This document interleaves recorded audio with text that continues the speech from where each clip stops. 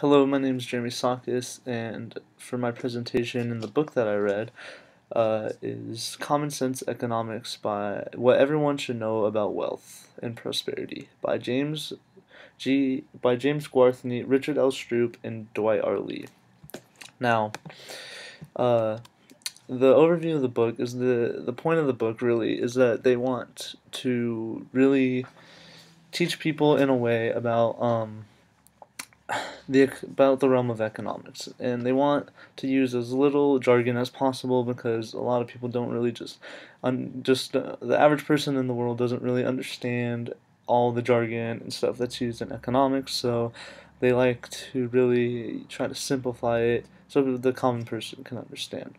Um, they do this, they are able to accomplish this by breaking the book down into four different parts. The first part is 10 key elements of economics. What they do is they give 10 very, very simple concepts that are in the realm of economics, such as incentives matter, decisions are made at the margin, there's no such thing as free lunch. They really hit the very, very basics of economics in this part. Part two is seven major indicators of economic process. Uh, the point of this section is to teach people what signs are out there that will show you if the economy is growing or not. And they do this by this point of this book is to show the random person whether or not the economy is growing, if it's a good time to invest, if it's a good time to pull your money out. They want to be able to show people that the economy is growing, and if it's not, and what to look for to see if there is economic progress out there. Part three is economic progress and the role of the government. This part of the book goes over government regulation. It goes over government regulation and the market. It goes over the cost of the government. It also shows that the government needs to protect the rights of the individuals. This just basically shows how government can affect economic progress. The last part of the book is 12 key elements of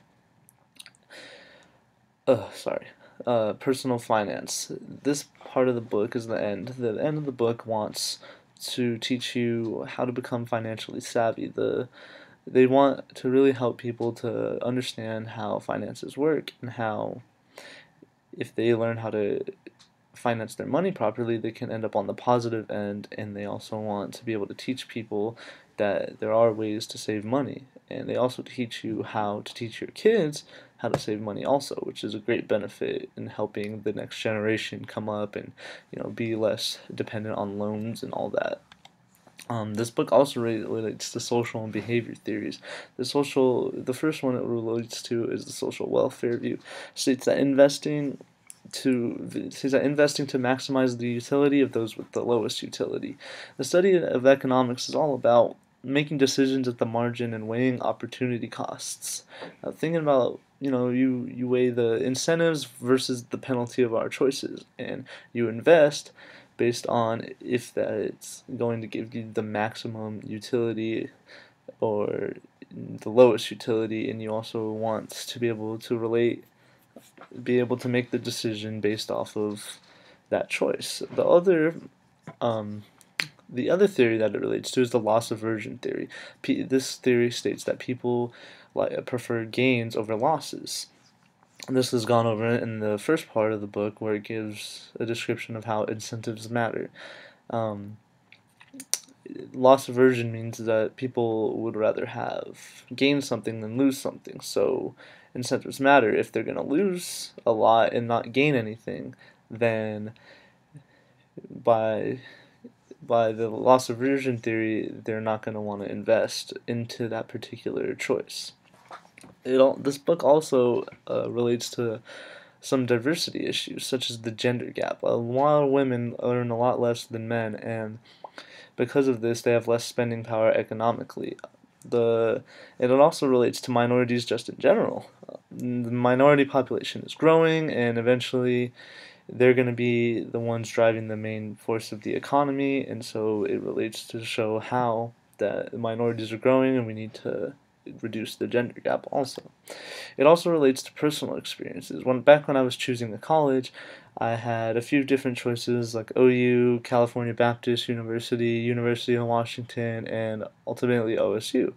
Now I had to weigh which one but the incentives that I chose were the ranking of the program, the amount of money that I got offered, and how far away it was from my home state of Arizona.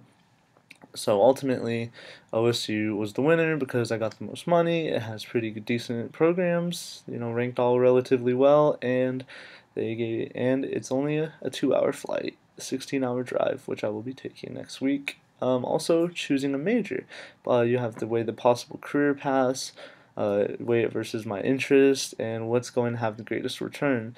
I personally want to be a pharmacist, and this is why I chose my major to be biochemistry over a business degree, because it wouldn't really make sense for me to major in business administration and then try to apply to a school of pharmacy.